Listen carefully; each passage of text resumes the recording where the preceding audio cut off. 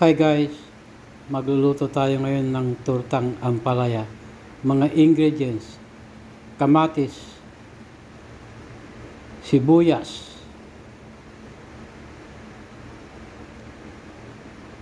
bawang, kahit 3 bote lang o 4, itlog na 3 piraso. Maggisa na tayo guys. Magpainit tayo ng mantika sa kawali. Ilagay muna yung bawang. Ayan, lutuin natin hanggang sa mag golden brown. Isunod natin yung sibuyas. Ayan, halu-haluin hanggang sa maluto yung sibuyas guys. And then isunod natin yung kamatis. Ayan, kamatis.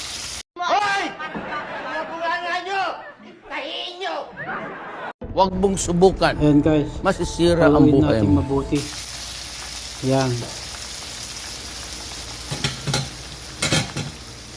Timplahan ng paminta. Guys, yan. Tapos, asin. Katamtamang asin. Huwag po yung sobra. Dahil mahirap po ang sobra, guys. Katamtaman lang.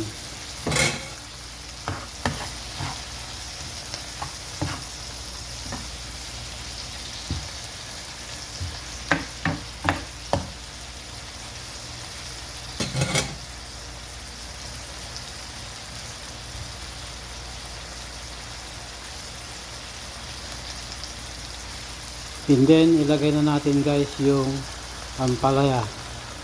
Mga kuwan lang yan, 2 pirasong ampalaya. Ang ginayat-gayat ko ng kaunting gayat lang guys. Ayan, halu-haluin po natin. Ayan, hanggang sa maluto siya. Ganyan lang guys ang pagluto ng tortang ampalaya. Takpan po natin at lutuin ng ilang minuto. Ayan. Halo-haloin lang. Tuloy-tuloy lang po tayo sa paghalo hanggang sa maluto siya. Kailangan po guys marunong tayong magluto para hindi na tayo bumili sa restaurant. Di ba? Takpan po natin. And then buksan ulit. Tingnan natin kung luto na. Ayan guys, kung hindi kayo marunong magluto at puro kayo bili sa restaurant, mapapamahal kayo. Ilagay na natin guys yung itlog. Ayan.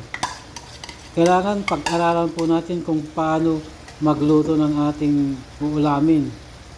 Nakakahiya na hindi ka nag-aral. Ayan guys. Tignan natin. Ayan. Ating halu-haluin ang ating nilulutong tortang ampalaya. Siguraduhin natin na malutong mabuti yung ampalaya para hindi siya mapait guys. Ganyan lang guys ang magluto ng tortang ampalaya. Madali lang naman basta alam nyo.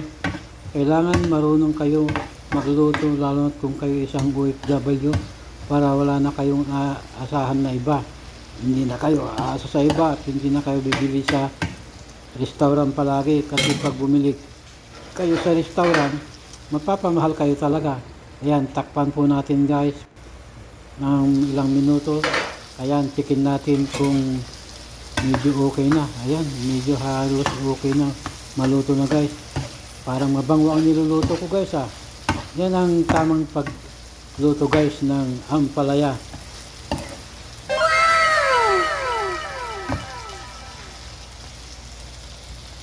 Konting nikos lang guys ang pagluto ng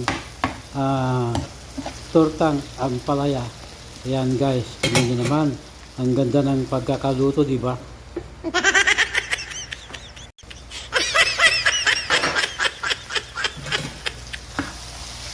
Ganyan lang guys ang tamang pagluto ng tortang ampalaya.